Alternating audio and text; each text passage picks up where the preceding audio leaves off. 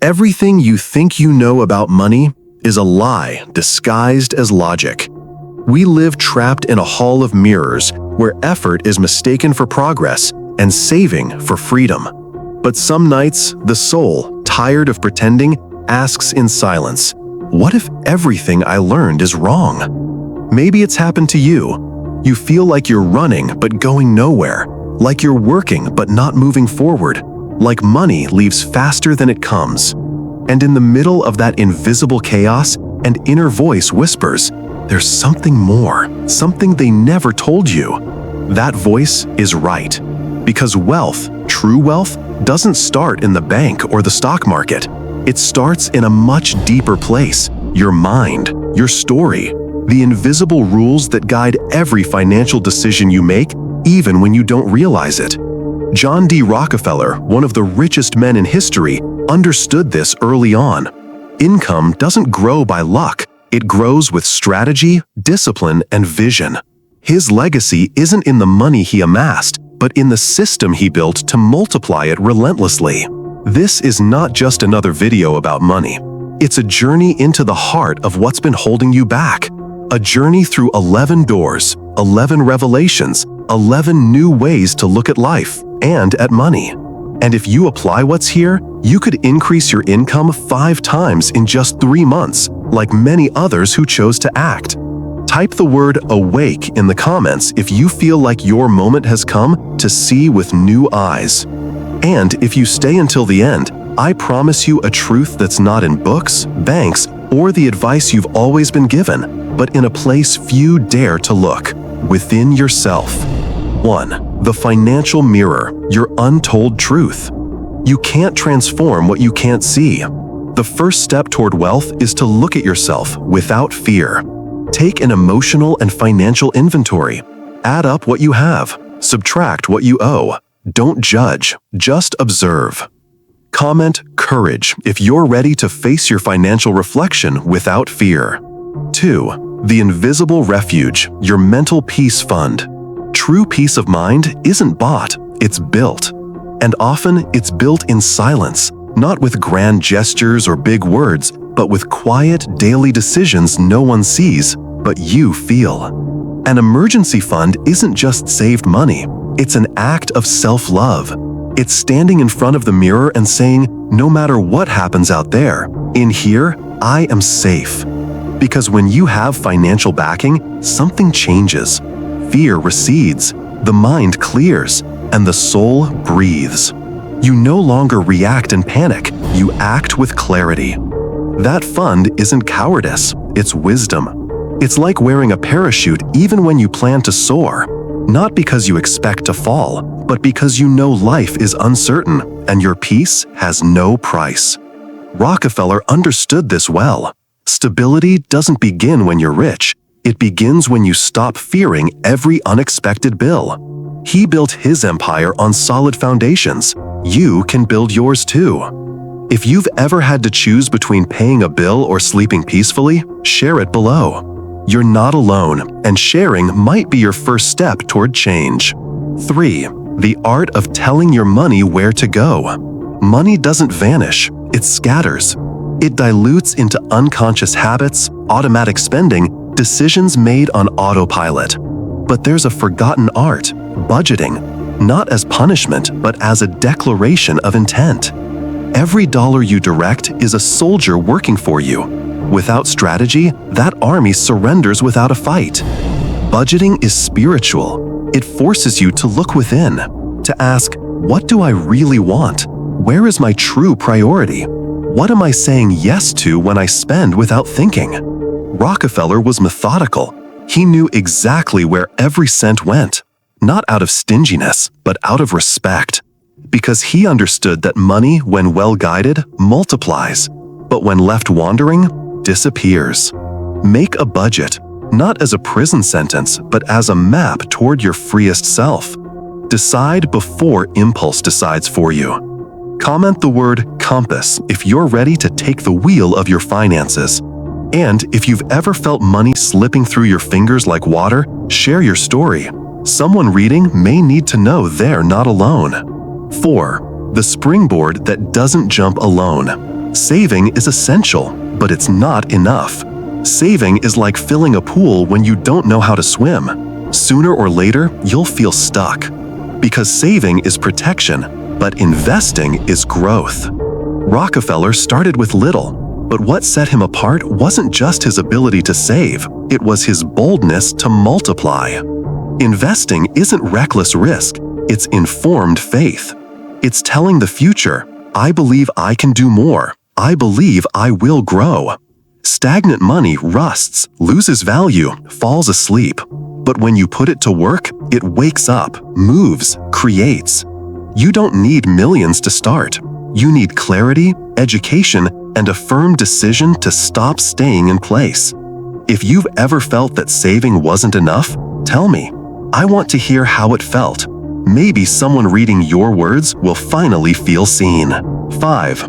Breaking the glass ceiling. Earn more. You can cut every expense until there's nothing left to cut. Your income, however, has no ceiling. And that's the key that transformed Rockefeller from employee to magnate. He thought like a producer, not just a consumer. He created value, solved problems, multiplied opportunities. Every skill you build is a seed for income. Every problem you solve, a door opening. Every time you choose to learn instead of just be entertained, your mind becomes capital.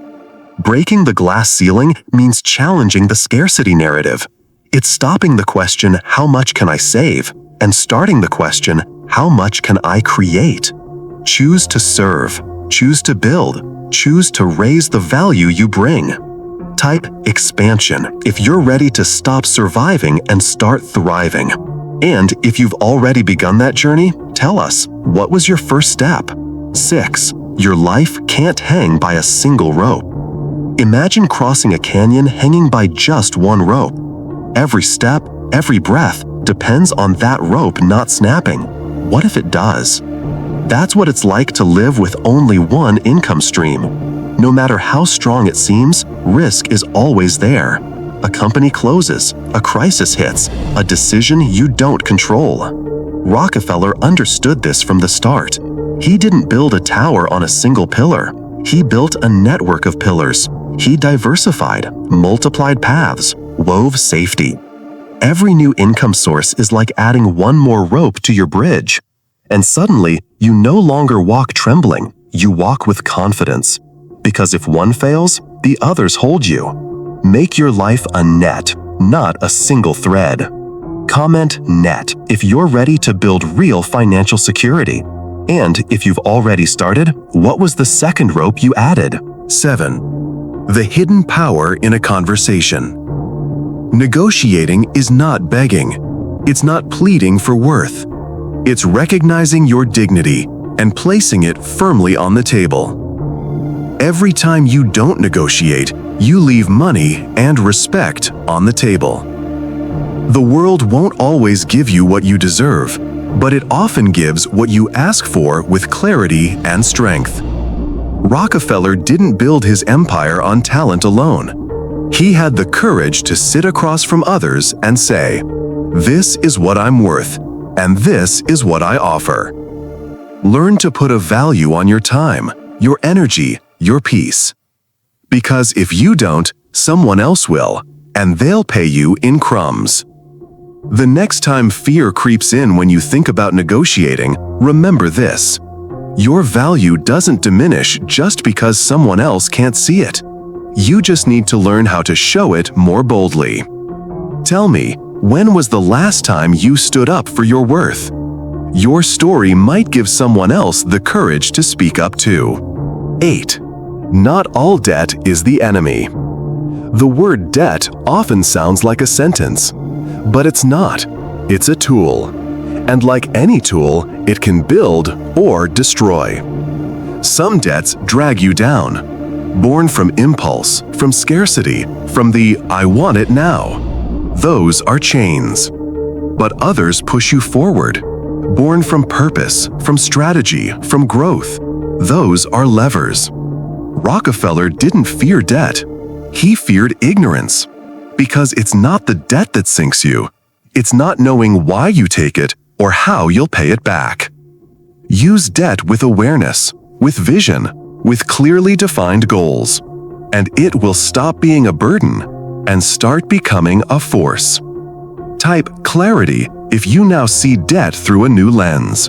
And if debt ever taught you something important, share it below. Your lesson might light someone else's way. 9. Your money needs a why. Why do you want more money? That one question changes everything. Because without purpose, money behaves like water in an open hand. It slips away. But when you have a north, every dollar that enters knows exactly where to go. Do you want freedom? Time with your family? To help others? To travel? To create? Money isn't the destination. It's the vehicle.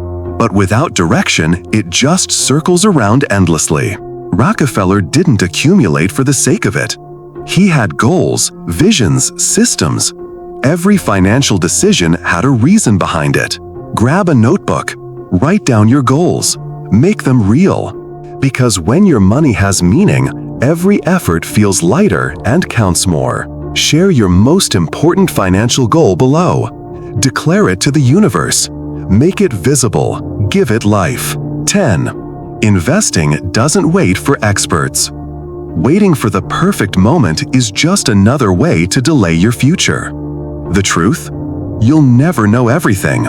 There will always be doubts, fears, blind spots. But while you wait to become an expert, time passes. And with it, opportunities. Rockefeller started before he fully understood the game.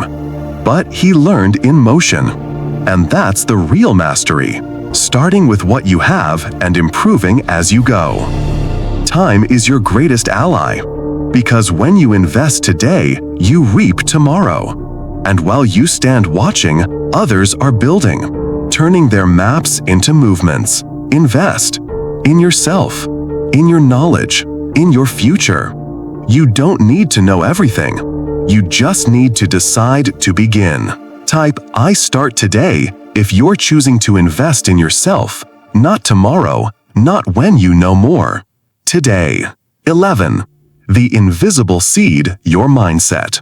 Before you see fruit in your bank account, you must plant seeds in your mind. Your beliefs are the roots of your financial reality. If you grew up hearing money is dirty, only the lucky get rich, or the rich are bad, then inside you, scarcity has been planted, disguised as prudence. Rockefeller knew it from a young age. Hard work wasn't enough. He had to think differently, because those who see money as an enemy repel it. Those who see it as a tool transform it. Change your internal narrative. Money is not bad. It's neutral. You decide its direction. To create, to serve, to heal, to multiply. Do a deep mental cleanse, because your outer world will never exceed your inner world. If you've ever felt guilty for wanting to improve your finances, write it below. It's time to free yourself. 12. Javier and the bicycle that started it all. Javier had a car, a steady job, and a mountain of debt. One day, exhausted by the endless cycle of bills and anxiety, he sold the car, bought a bicycle. Not out of trend, out of necessity. That small act changed everything. With the money he saved, he stopped falling into debt.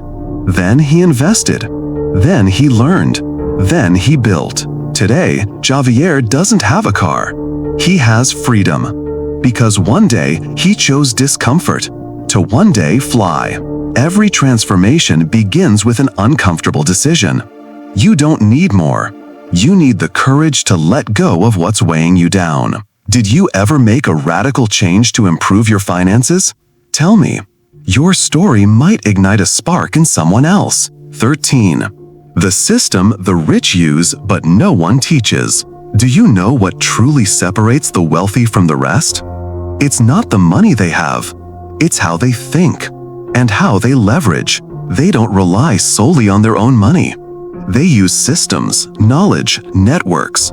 They understand the real power isn't in capital. It's in strategy. While some save cents, they multiply time and energy through structures no one teaches in school. partnerships, shared investments, opportunities invisible to the average eye. Rockefeller mastered this. He surrounded himself with brilliant minds, delegated, co-invested, leveraged resources, and so his wealth wasn't a sum. It was a domino effect. Want to grow? Don't do it alone. Learn the game. Play with others. Type leverage if you're ready to stop carrying it all alone and start building as part of a network. 15. Protect your wealth like a warrior guards their sword. Earning money is an achievement, but keeping it? That's discipline. Many people reach wealth. Few know how to protect it, because money isn't just lost by overspending. It's lost through lack of planning, lack of protection, lack of legal and emotional foresight. Rockefeller didn't just build wealth, he safeguarded it. He diversified across industries, protected his businesses, designed structures so money wouldn't depend on him alone. Do you have insurance? A legal plan? A wealth protection strategy? If not, you're walking into a powder keg with a lit torch. Wealth isn't just about earning, it's about sustaining. Type sword if you're ready to stop improvising and start protecting what you've built. 15. The secret is reinvesting, not spending. Every dollar has two paths. It can leave or multiply. Spending gives momentary pleasure. Reinvesting gives eternal growth. And this isn't just about stocks or real estate. It's about investing in you, your education, your ideas, your systems. Every time Rockefeller received profits, he didn't splurge. He replanted. Like someone who picks the fruit, saves the seed, and plants again, but in richer soil. Make your money work harder than you. Every reinvested dollar is a silent worker, building your freedom in the background. Type multiply if you choose to reinvest instead of settle. And tell me, what area of your life will you invest in first? 16. Leverage, the strength of the wise. You don't need to clone yourself. You need to leverage. Rockefeller understood it. Wealth isn't about working harder, it's about thinking smarter. For years, we were taught the same message. Work hard, sacrifice your time, push yourself more than everyone else. But the truly wise, those who built financial empires without burning out, discovered a different truth. Effort has limits. Strategic intelligence does not. John D. Rockefeller never relied solely on his own hands. He built networks of talent, of capital, of opportunity. He used other people's money not to exploit, but to create more value. He used other people's time not to control, but to multiply. And you can do it too. Leverage isn't about delegating out of laziness. It's about trust. It's about recognizing the value of your time and expanding your impact without increasing your exhaustion. It's like a well-placed lever. With little force, you can move the world. Today, tools, people, and platforms exist to become your allies. Not everything has to come from you. Create systems, automate processes, build teams. That's the new path of the wise. Comment allies if you're ready to stop doing it all alone and start building networks that support your greatness. 17. The real risk is standing still. We were raised to fear risk. We were told, don't go into debt, don't try the uncertain, don't take steps without guarantees. But what if the real risk is doing nothing? Standing still while life keeps moving, watching opportunities pass by like trains you never board, waiting for the perfect moment, the one that never comes. The fear of failure can steal decades of growth from you. The problem isn't failure. The real problem is freezing. Most people don't fall because they took a risk. They fall because they waited for certainty. But certainty is an illusion. What doesn't move decays. Rockefeller had doubts too, but he acted, and every step, even the uncertain ones, pulled him out of mediocrity and toward his purpose. Walking into the unknown isn't recklessness, it's conscious courage. Because even a fall teaches, even a mistake reveals, Even a loss opens doors you would never see otherwise. So the question is, how much longer will you wait to move? How much longer will you hide behind the shield of not yet? If fear has ever frozen you, share it below. This is your moment to move, to act, to decide. 18. Where money hides when no one looks.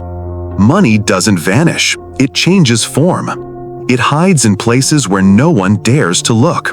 In unresolved problems, in repeated complaints, in the silence of the collective.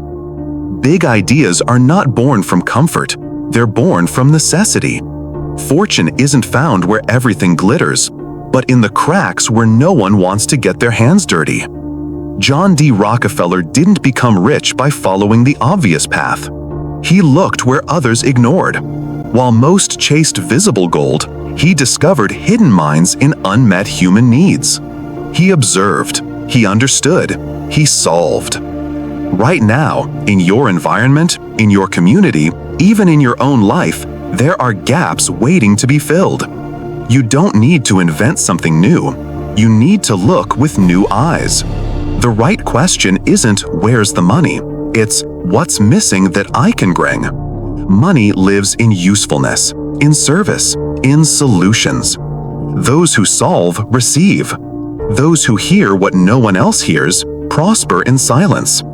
Comment perspective if you're ready to see what others overlook. 19. Turn your story into a tool for change.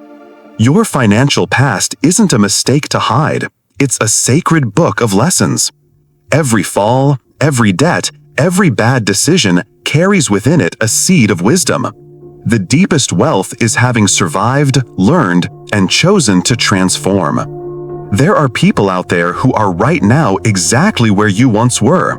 Lost, in debt, ashamed, broken. And your story, the one you've been hiding, could be the lantern it guides them out of the dark. Rockefeller wasn't born a financial genius. He made mistakes. He took decisions that scarred him, but he used them as stepping stones, not shackles. The difference isn't what you lived, it's what you do with it. Your story doesn't limit you, it legitimizes you. You weren't a victim, you were a learner. And now you're being called to be a guide. Is there something in your story you once hid and now treasure? Share it. 20. Your new financial identity. You are not poor. You are not broken. You are not limited. What you were was temporary. But what you choose to become, that can be eternal. Your financial identity isn't measured in numbers, it's measured in vision. It doesn't show up in your bank account, it shows up in your daily choices. You are someone who chose to wake up, to look your habits in the eye, and to build with awareness. The deepest poverty is not of money, it's of purpose. And you are now remembering that you have one. Abundance doesn't start with more money, it starts with more clarity. With a decision, with a new way of speaking to yourself, leading yourself, moving through the world. Every time you choose to invest in yourself, in your education, in your growth, you are burying your old identity and lighting a new one, wiser, stronger, freer. Comment rebirth if you're ready to rebuild from within. You made it here because something inside you is already in motion. This isn't just about money, it's about who you're becoming in the process. This transformation doesn't happen all at once. It unfolds in every thought you choose to shift, in every step you decide to take. You are not the same person you were a few minutes ago. And if this resonated with you, it's because you're ready for what's next. Subscribe, stay with me. What's coming goes even deeper. You've crossed through 11 powerful doors. You've remembered what you always knew but were made to forget. Wealth is not inherited, it's built. It's not about luck, it's about awareness. There's no financial prince coming to save you. It's you. It's always been you. From this moment on, every decision can be a seed. Every dollar, a brick. Every habit, a key. You don't need permission to begin, only intention. And if this message spoke to your soul, then you're ready for the next step. Subscribe and join me. Your financial rebirth has begun. Your internal revolution. Your new story. And it's only just beginning.